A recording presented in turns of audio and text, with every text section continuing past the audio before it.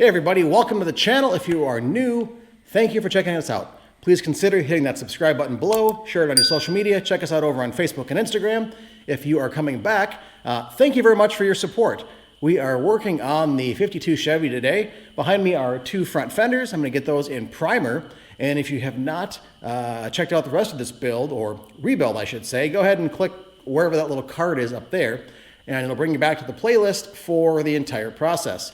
In short, we are walking through a 52 Chevy Styleline Deluxe restoration in your average Joe's home shop, garage, whatever. So, like I said, today we're working on the front fenders. If you watched the last segment, I spent lots of hours getting these two front fenders cleaned up, dents removed, rust patches put back in, and just ready to go for primer. So that is what we're going to do now. I'm starting with the inside because I may not have cleaned out my gun thoroughly last time.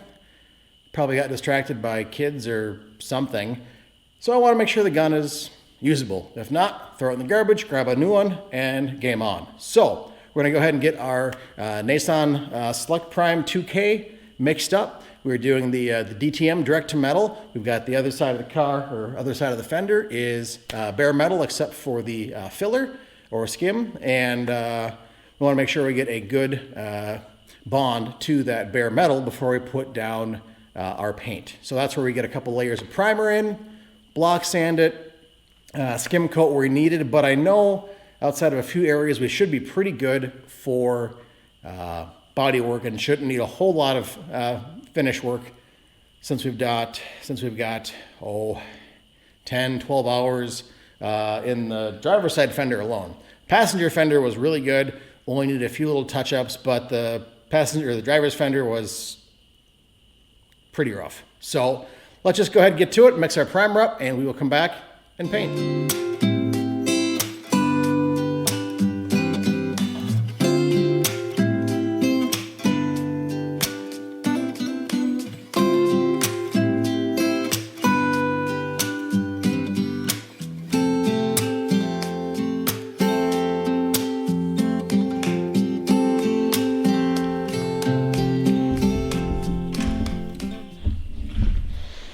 You know, I went and built a nice stand for my paint gun and I left it in the shop. Guess I'll have to go find that.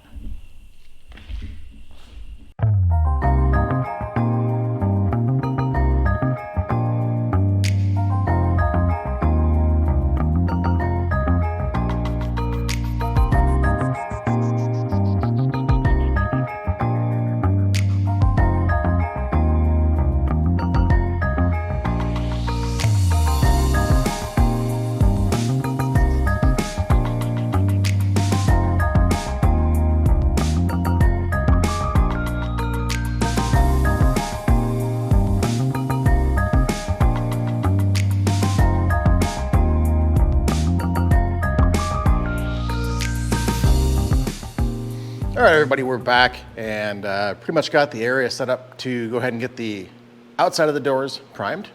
We've got our passenger side here, got our driver's side over here. I've gone ahead and cleaned them up already with our spray away. Nice basic cleaner you can pick up anywhere. Can looks just like that. Not going to go over that process here or the paint mixing. I've done that before earlier on with the 52 here. So go ahead and check out the other videos if you want to know more about the spray away stuff other than it kicks butt, and our Nissan priming, our 2K stuff here. We're doing 2K for all of our products. This just happens to be DTM 4-to-1 with the prime and the activator. So that's pretty easy to mix up. Put that in our cheapo Harbor Freight gun, which I think I've been able to clean up and make work for us. So we're going to go ahead, put on our mask because this is some stinky stuff. We've got our DIY exhaust over here for our fumes and everything else. So we'll kick those on and just paint away. I haven't said it yet this time around with painting, but with this 2K urethane based stuff, you do need to wear a mask.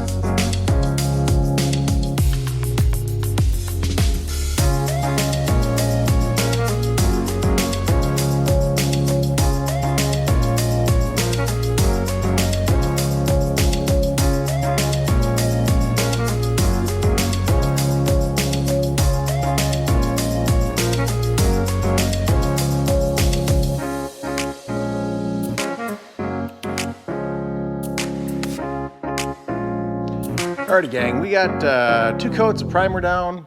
Looks pretty good. I know first coat, a bunch of trash came out from when I cleaned out the gun. Must have been some stuff that loosened up after I cleaned it and let it set. So that's gonna come off with some sanding. That's no big concern at all. Looks pretty good.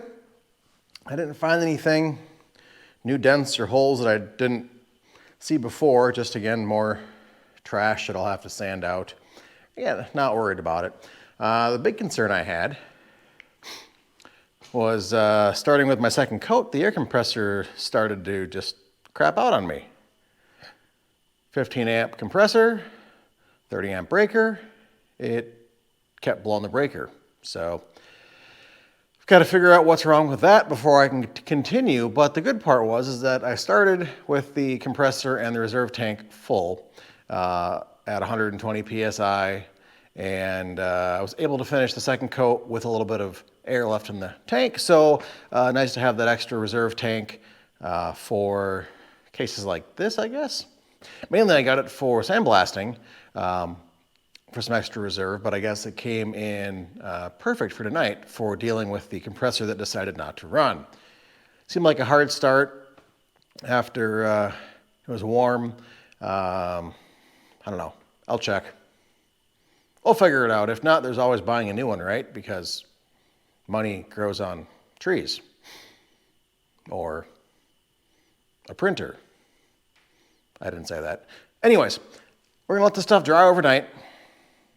Come back, throw on a coat of guide coat and hit it with our sanders and just kind of see where we're at for baseline. And that'll give me some time to think about what I'm gonna do for fixing the air compressor.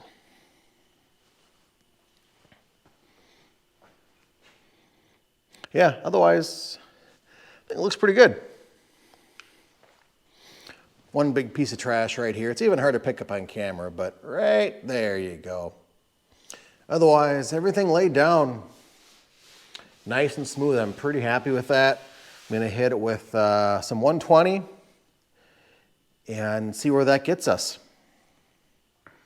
Over here too, I didn't run into any runs, any drips, any smears, anything like that. Up here in the front, came out pretty well. You can see a little bit where the filler is, but that of course will go away as we get our true color on there and another coat or two of primer in the sealer. There's only one little I see dip right here, which I didn't see sanding, so may need a little skim here. But it's very minor, and there's this trim strip that goes in front of it. So it was right here before, so I guess that's why I never saw it on the car, because they had the trim on here. So I don't know, we'll figure it out. We always do, right? Where the patch panels were, those look really good. Yeah, I'm pretty happy with this so far. So welcome back. Next day for me, same day for you, unless you choose to watch this over multiple days, which is just fine, as long as you watch it. So, we will be back. Alrighty folks, it is the next morning for me. I've gotten up, added, sprayed a little guide coat on between kid 1 and kid 2 getting up. Who gets up at 6 o'clock on a Saturday morning when you're 2 years old? It's gonna be a long day. Anyways, got some guide coat, just basic. You can buy guide coat, you can have it in spray form. I've just got the good old Rust-Oleum farm paint because that's what's sitting around here. They've got some stuff you can smear on if you want. Plenty of different options, but for me, the black spray paint works just fine. And all we want to do is take our sanding blocks, or whatever you choose to use. Some people do it wet sand by hand, whatever, and run over all of the surface here. And your end goal is you want to get all of this black paint off, or whatever color you choose to use, typically black. And you're gonna find the high spots because A, the paint's going to sand off, and you may run through the primer, get into the skim coat a little bit or filler, depending on how your prep work was to get to this point. So I know some areas it's gonna look really good on here, and some areas it's gonna be a little sketchy. So that's why you do this, to help get the panel as smooth as possible. And this is the part that takes however long. If you didn't have a lot of damage to start with, and you're just filling in a few little pock marks, this process is probably gonna go 1, maybe 2 rounds. If you're working with old panels like mine that were pretty much beat to crap, wow, I look tired. Ugh. Anyway, if you're working with older panels that have been beat up or you've done a lot of body work to them, you may end up having multiple rounds. I think with the doors, especially on those back doors that had those huge dents on the flares, I think I had 4 or 5 rounds of guide coat and blocking out to get those to look like they do now. So I did notice, is it on this door? Not right here. Here is a pock mark that I did not see even in bare metal. So I know I'm gonna have to fill this with a little bit of skim coat. The rest of this panel is really good. Remember, this was the passenger side that was in really good shape to begin with, except for a little spot right up here maybe, and then up here. And of course the rust. So driver's side, I know in here where a big dent was, that's still gonna be a little suspect for a while. And I'm guessing I'm gonna have probably 3 to 4 rounds going through here. So I'm not gonna take you through the entire process because that would be really boring for you, because it's really boring for me. So I'm gonna kind of get you pointed in the right direction to get things started, and then I'll come back once we are laying down our final coat of primer before we are done with these panels, at least till we get to the sealer point. So again, bodywork, filler, whatever, direct to metal primer, primer, whatever, and then before final paint, I'm gonna put down a coat of sealant, which is just a modification of this 2K primer anyways.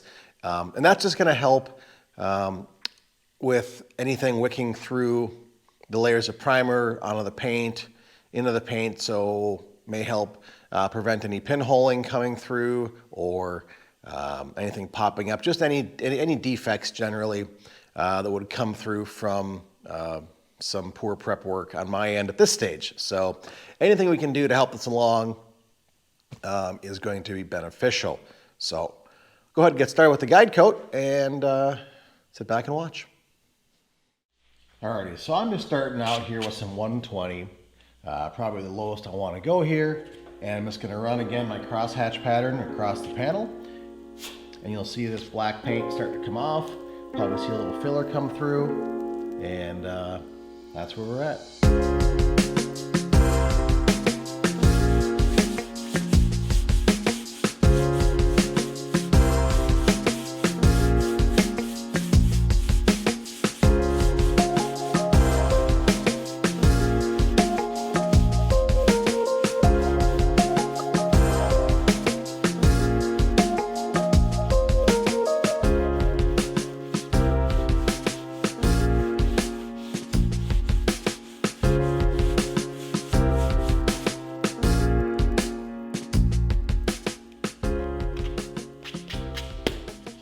Now if your sandpaper tends to clog up with little chunks, you can either knock them off or wait and see if your paint needs to cure a little more. Now for these I'm trying my soft sanders. Judging by what I experienced with the main bodywork, I think these panels are just a little too curvy for the linear block tools. So give this a shot on this panel, and then I'm going to try, just as an experiment, on the other panel, the other block tools, and see which produces the better results. I think those are going to be a little stiffer, of course, and may dig in more than I want to, especially if you look down here, this whole panel kind of slopes this direction. It's not really flat anywhere. So I think for blocking, those are going to have their place, probably not on these fenders.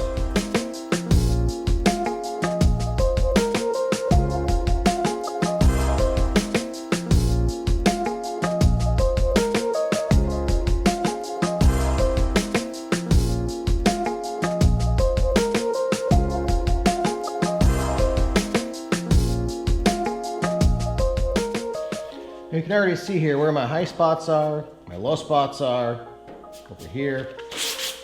And at the end of the day, it's not gonna be perfect.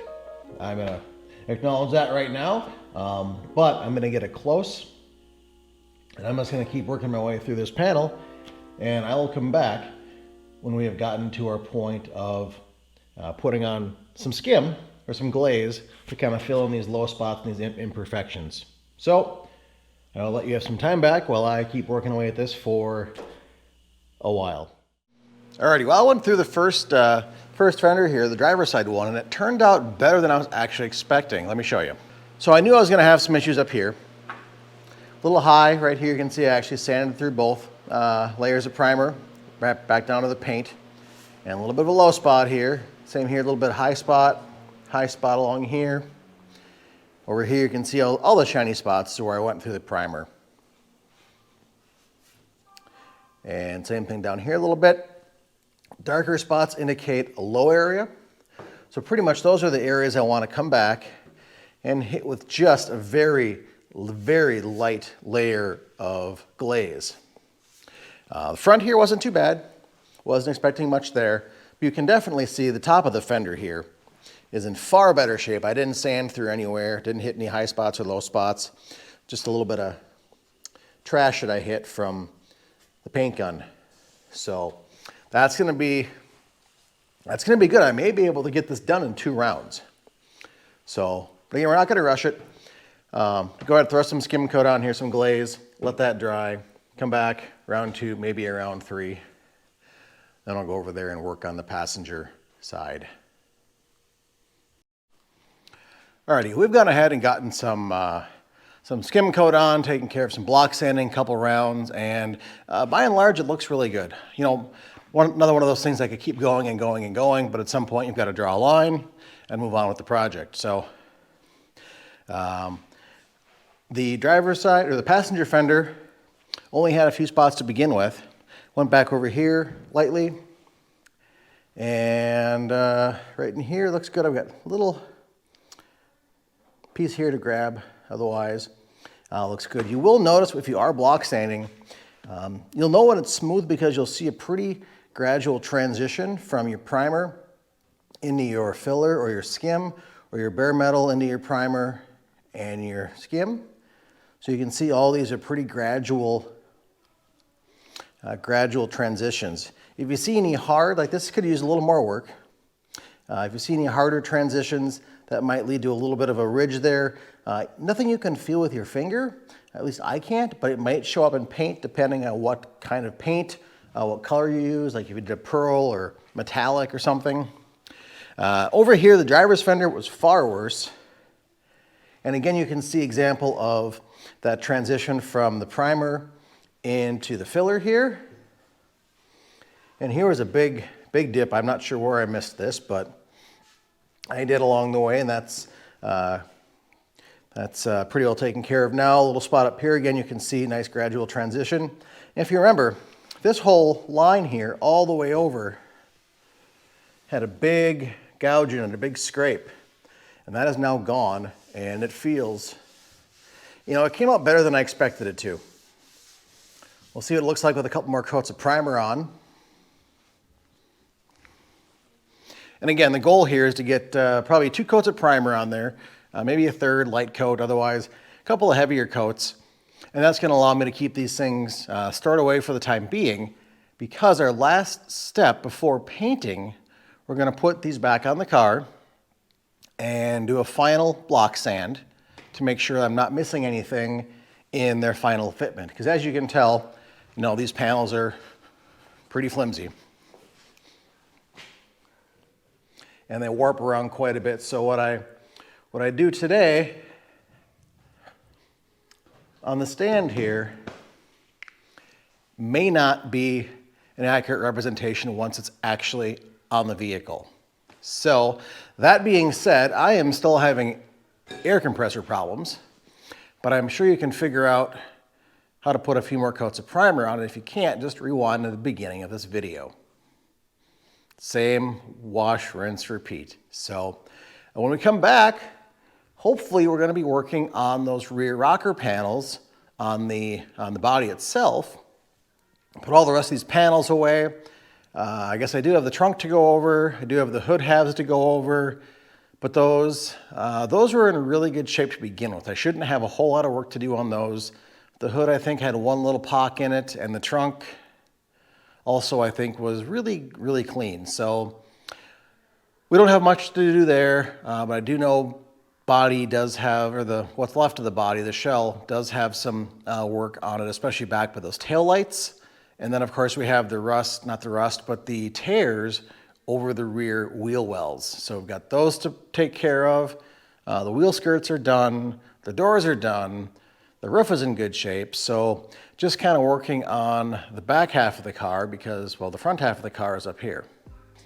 Anyways, for now, I hope this has been helpful, informational. Maybe you've got a old restoration you're working on and could use some, guidance. I'm by no means a professional, but I am YouTube certified in DIY, whatever that's worth. So, till the next video, take care, have fun, and we'll see you very soon. Bye-bye.